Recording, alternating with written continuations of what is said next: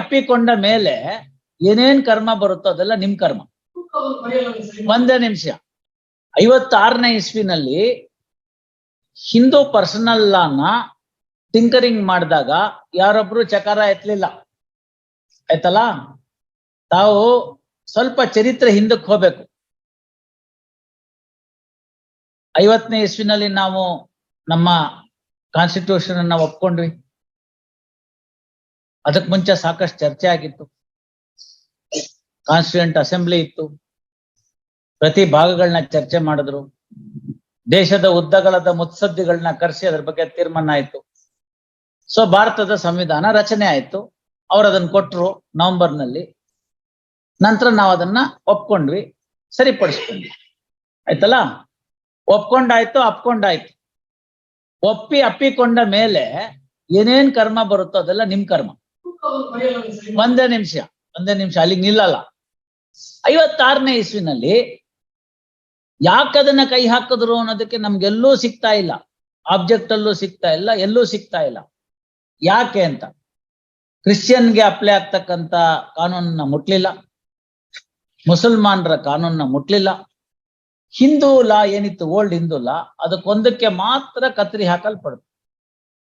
ಇದ್ದಂತ ಓಲ್ಡ್ ಹಿಂದೂ ಲಾನ 4 ಭಾಗಗಳಾಗಿ ವಿಂಗಡಿಸಲಾಯಿತು. Therefore, we have Hindu Succession Act, Hindu Marriage Act, Hindu Adoptions and Maintenance Act, Guardian and Wardship. ಈ 4 ಭಾಗ ಬಂದ್ಬಿಡ್ತು. So ಯಾವುದು old Hindu ಲಾ ಇತ್ತು ಅದನ್ನ ಸ್ವತಂತ್ರ ಭಾರತದಲ್ಲಿ 56ನೇ ಇಸ್ವಿನಲ್ಲಿ ಮಾಡಿದ್ವಿ. ಪವರ್ ಇತ್ತು, ಪವರ್ ಬಗ್ಗೆ ನಾನು ಮಾತಾಡಲ್ಲ. ಸರ್ಕಾರಕ್ಕೆ ಸಂಪೂರ್ಣ ಅಧಿಕಾರ ಇತ್ತು. ಅವ್ರು ಅದನ್ನ ಕೈ ಹಾಕಿದ್ರು, ಅದನ್ನ ಚುಪ್ಪಾಚೂರ್ ಮಾಡಿಟ್ರು. ಮಾಡಾದ್ಮೇಲೆ ಅದರ ಬಗ್ಗೆ ಚರ್ಚೆ ಆಗ್ಲಿಲ್ಲ. ಅವತ್ತಿನ ದಿವಸ ಯಾವ ಪ್ರಾವಿಷನ್ ಚಾಲೆಂಜ್ ಆಗ್ಲಿಲ್ಲ. ಹಿಂದೂ ಸೆಕ್ಷನ್ ಆಕ್ಟ್ ಅಲ್ಲಿ ಆಗ್ಲಿ, ಹಿಂದೂ ಮ್ಯಾರೇಜ್ ಆಕ್ಟ್ ಅಲ್ಲಿ ಎಲ್ಲೂ ಕೂಡ ಅಲ್ಟ್ರಾ ವೈರಸ್ ಅಂತ ಆಗ್ಲಿಲ್ಲ. ಸೊ ಅದರ ಅರ್ಥ ಏನು? It was imposed on the people by the legislative power. ಇದೆಲ್ಲ ನಾವು ಹೇಳ್ತಾ ಹೋದ್ರೆ ಡಿಬೇಟ್ ಅಲ್ಲಿ ಹೇಳ್ತಾ ಕೂತ್ಕೋಬೇಕು, ಇಲ್ಲ ಚರ್ಚೆಗೆ ಇನ್ನೆಲ್ಲೋ ಕೂತ್ಕೊಂಡು ಯಾವ್ದೋ ವೇದಿಕೆನಲ್ಲಿ ಅಕಾಡೆಮಿಕ್ಸ್ ಹೇಳ್ತಾ ಹೋಗ್ಬೇಕು. ನೀವು ತಂದಂತ ಕಾನೂನು ಈಗಾಗ್ಲೇ ಇರ್ತಕ್ಕಂಥ ಜಾರಿಲಿ ಇರ್ತಕ್ಕಂಥ ಕಾನೂನಿಗೂ ತಾಳಮೇಳ ಆಗ್ಲಿಲ್ಲ. There are 2 judgments which will expose this particular aspect. ಹಿಂಗಾಯ್ತು, ಅದಕ್ಕೋಸ್ಕರ ನಮ್ಗೆ ತಾಳಮೇಳ ಆಗ್ತಿಲ್ಲ ಅಂತ ಹೇಳೋದು, ಹಾಗೆ ಉಳ್ಕೊಂಡು ಬಂದ್ಬಿಡ್ತು.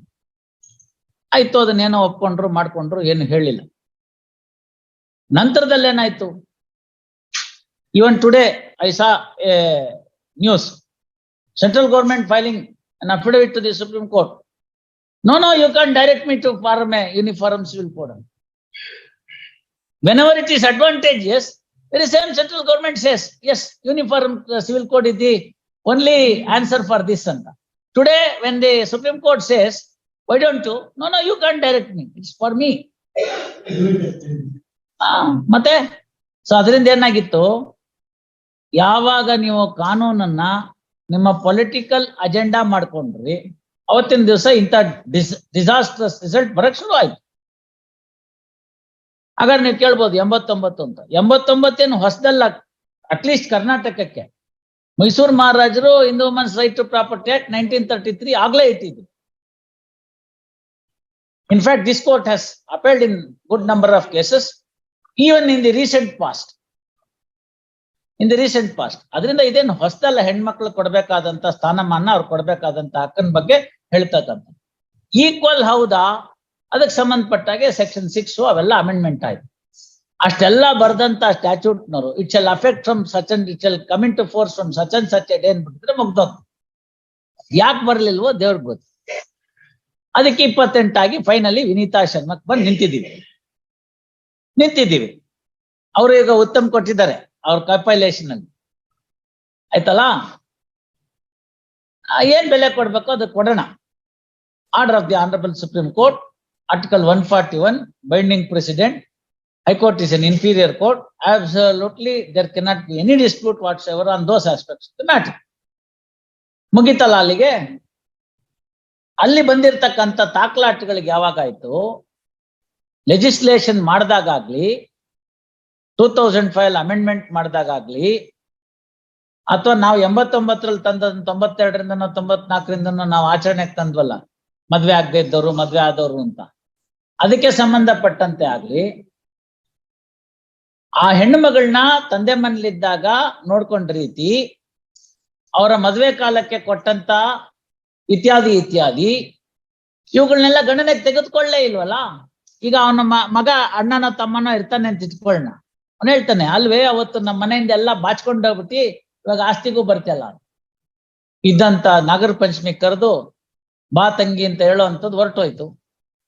ಪಾರ್ಟಿಷನ್ ಸೂಟು 3 ವರ್ಷ 4 ವರ್ಷ 5 ವರ್ಷ 10 ವರ್ಷ ನಡೆದಂಗೆ ಟ್ರಯಲ್ ಕೋರ್ಟ್ ಅಲ್ಲಿ ನಡೆಯುತ್ತೆ. ಹೈಕೋರ್ಟ್ ಅಲ್ಲಿ ಸಾಕಷ್ಟು ಸಮಯ ಉಳಿಯುತ್ತೆ. ಅವ್ರ ಜೀವಮಾನದಲ್ಲಿ ಪುನಃ ಇವ್ರ ಮುಖ ಅವ್ರು ನೋಡಲ್ಲ, ಅವ್ರ ಮುಖ ಇವ್ರು ನೋಡಲ್ಲ. ಬೇಕಾದಷ್ಟು ಪ್ರಕರಣದಲ್ಲಿ ಇದನ್ನು ಹೇಳಿ ನಾವು ರಾಜಿ ಮಾಡಿಸಿದ್ವಿ. It is not as if that the court is mute spectator in all this. ನಾನು ತುಂಬಾ ಹೇಳಿದ್ದೀನಿ, ಎಷ್ಟೋ ಪ್ರಕರಣಗಳಲ್ಲಿ ಹೇಳಿ ಸಾಧಾರಣ ಒಂದು 80ರಿಂದ 90 ಪಾರ್ಟಿಷನ್ ಸೂಟ್ಸ್ ನ ಲೋಕ ಅದಾಲತಲ್ಲಿ ನಾವು ಸೆಟಲ್ ಮಾಡಿದ್ವಿ. When I was a district judge at Dharwad. This is the card I played. ಇಷ್ಟೊಂದ ತುಂಡು ಭೂಮಿಗೋಸ್ಕರ ನಾಳೆ ಬೆಳಗ್ಗೆ ಸಾವು ನೋವು ಎಲ್ಲದಕ್ಕೂ ಬಿಟ್ಬಿಡ್ತೀಯ ಅಂತ ಕೇಳಿದೆ. ರಿಲೇಶನ್ಶಿಪ್ ಹಾಳು ಮಾಡ್ಕೊಂಡ್ ಬಿಡ್ತೀಯ.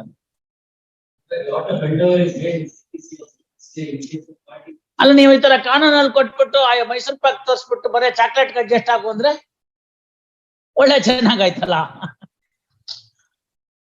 ಗಾಂಧಿ ಜಯಂತಿ ಅಂತ ಬಂದ್ರೆ ನಮ್ಗೆ ಒಂದು 5 ಪೈಸದ ಪ್ಯಾರಿಸ್ ಚಾಕ್ಲೇಟ್ ಅಂತ ಬರೋದು, ಹಸುರು ಚೀಟಿದು, ಅದನ್ನ ಕೊಡೋರು. ನಾವು ಪಕ್ಕದ ಸ್ಕೂಲಲ್ಲಿ ಏನ್ ಕೊಟ್ಟಿದ್ದಾರೆ ಅಂತ ನೋಡೋದು.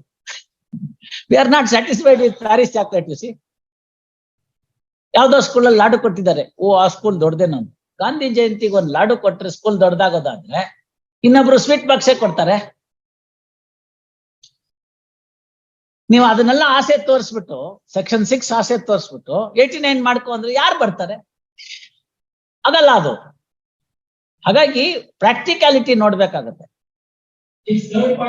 ತುಂಬಾ ಹೇಳಿದ್ರು it is opening the Pandora box ಅಂತ.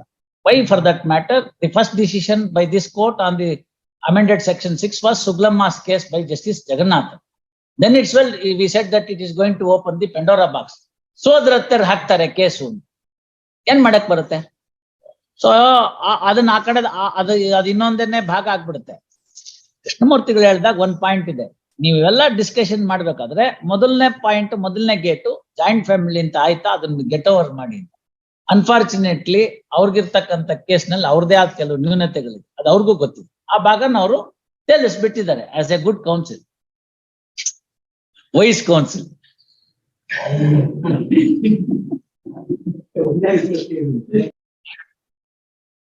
ನಿಮ್ಮವರು ಪವರ್ ಆಫ್ ಅಟಾರ್ನಿ, ಆಯಮ್ಮ ಬರೋದಿಲ್ಲ,